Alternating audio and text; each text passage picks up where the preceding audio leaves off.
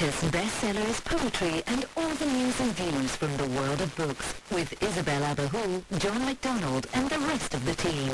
It's Talking of Books.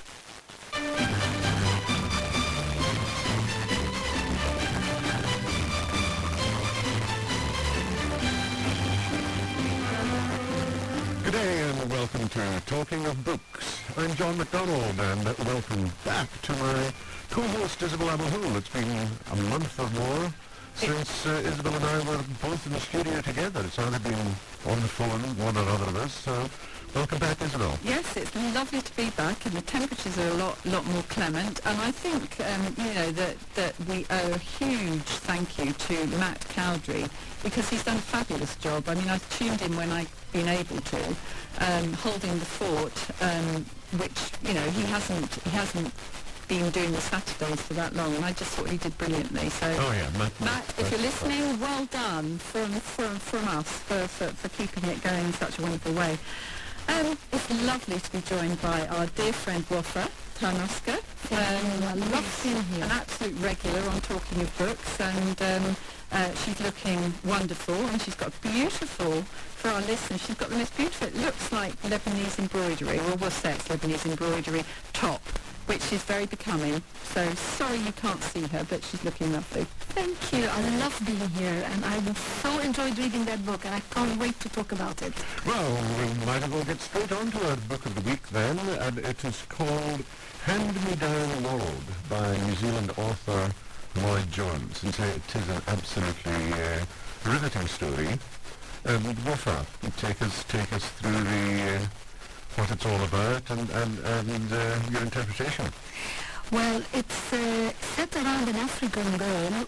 We don't actually know her real name, but for the sake of the book, she's called Ines. We actually know her father's name and her mother's name, Mary. Her father's name is Justice. She was working as a hotel maid in some North African country, probably Tunisia, and she gets pregnant by one of the hotel guests, and when she gives birth to the baby's taken away from her. And the whole book is the search for the baby. She discovers that the hotel guest used her as a surrogate mother and took the baby to Berlin. So the whole story is about this African woman trying to reach Berlin on foot, by boat, almost drowning, hitchhiking. And the beauty of the story is it's not told through her or one voice only. It's told through a multitude of voices. Basically, every single person who encountered her on that journey from Tunisia to Berlin has one chapter in the book, or maybe a couple of chapters. So, for instance, we have the supervisor who was working with her in the hotel. He tells at the beginning of the story how she became pregnant by this client. Second one is the inspector, who actually, and I will not give away all of the plot, but she does get involved with the police at some point in time. And so the inspector knows her story because he has listened to her many times, and he became a good friend of her. Then there's a truck driver who picked her up on the way when she landed in Sicily on the shores. And this is where it actually is pretty harrowing, because through this book we also have a story of illegal immigrants, of what happens to illegal immigrants, how they're dumped into sea very often. I was reading that, for instance. There is hundreds of bodies that are dumped into sea by smugglers who promise Africans to take them to Europe, and then in fact take the money and dump them in the middle of the sea. And sometimes even when they reach Europe, they are brought by the police, and these people are sent back to Africa. Apparently there is a penitentiary for that purpose in Libya, where those poor immigrants, illegal immigrants, end up, and they end up, languishing in jail. So it's also the story of illegal immigrants. So on the road she also encounters very interesting characters like an elderly snail collector, or a chess player who has insomnia in the middle of the night, alpine hunters and guides. And at the end, this halfway through actually the book, then we get her voice. Then the interesting bit for the reader is to put together all the pieces of the puzzle. It's like an impressionistic painting, but made into a book, in which all the various voices tell their part of the truth of the story of this woman, and then there is the woman who tells her truth.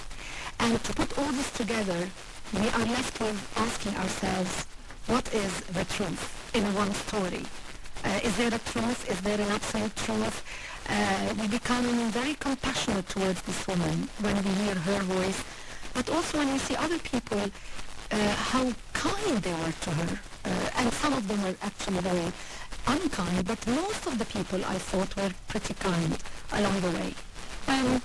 I was desperate to get my hands on the next Lloyd Jones because Mr. Pip was the first of his books that it wasn't his first book, but the first of his books that I read, and it was shortlisted for the Booker, and I absolutely loved the originality that Lloyd Jones brought to the page. And Hand Me Down World is yet another very original book.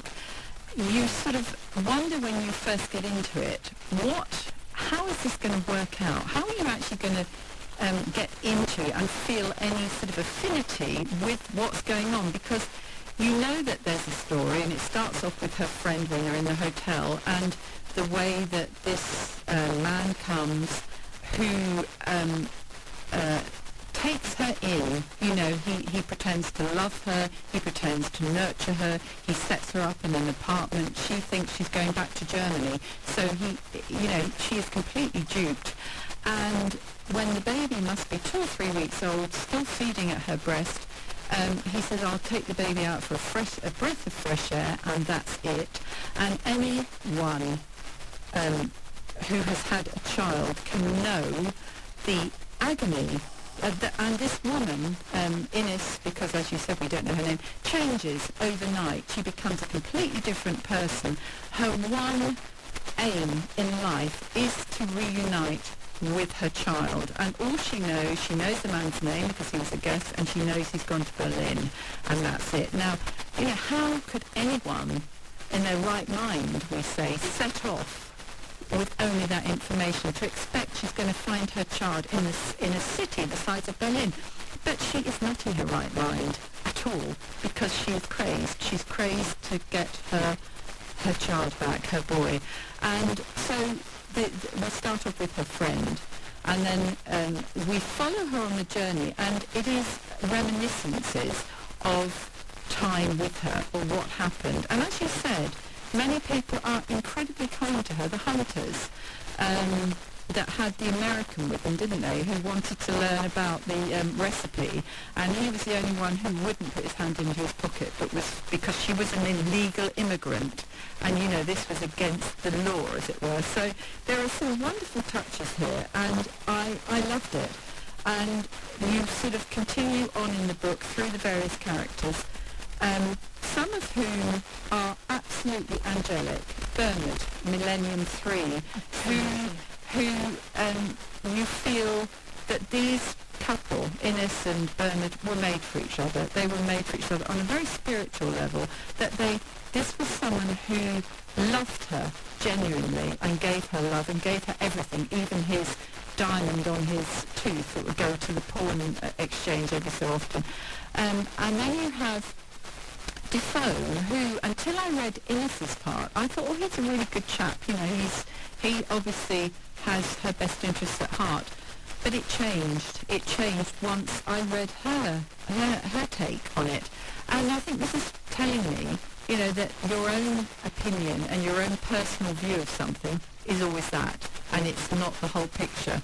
That's the point. And also, I love his depiction of the underworld of Berlin. Like Bernard, who lives in this, warehouse with all sorts of strange characters who actually help each other to try and give her money so she can see the child. And then we also realize that this journey took 3.5 years. Because by the time she reaches Berlin, the child is 3.5 years old. And she actually does end up seeing the child, but for a very high price. And yes, that too. What a total exploitative male who takes advantage of her as a surrogate mother, and then when she does track him down, she's got to pay him to see him for 1 hour. Well, because, you know, he had to have been evil, ultimately evil, to do what he did in the first place, and lied to his wife. You know, the whole thing, as far as she was concerned, it was an IV baby. Yes, exactly. So you know, he exploited everyone, even the child. He wasn't really, I don't think, a very good father figure. So The mother says, the wife says he was never a good father. He just went through the motions. But the nice thing is, at the end, there is a certain hint of a solution that might be acceptable for both the surrogate mother, the adoptive mother, and the surrogate mother, who is actually the real mother. we don't know, though. We don't know. We hope. We live in hope. It We does live in hope. end on a higher point, because there's some parts that are very depressing, especially some illegal immigrants that really horrifying, but all of them under the impression that they're now making their way to Europe and abandoned on the marker buoy in the channel. Or another boat will be along shortly to pick you up. And Fortaida's had learned to swim, and even though she wasn't a very strong swimmer, she still made it After 2 days and 2 nights. meters to shore. But the others who couldn't swim, so yes, these bodies are washed up On a regular basis. and they pay exorbitant amounts of money to make the trip to begin with, and those ferrying them know full well that they're never going to get there, and then take the money and thank you very much, and if you drown, tough, that's your problem. Anyway, that takes us up to our first break of the day, and do stay with us. We'll be back with more on our Book of the Week, Hand Me Down World by Roy Jones. Talking of books on Dubai Eye 103.8 with thanks to Magrudy's.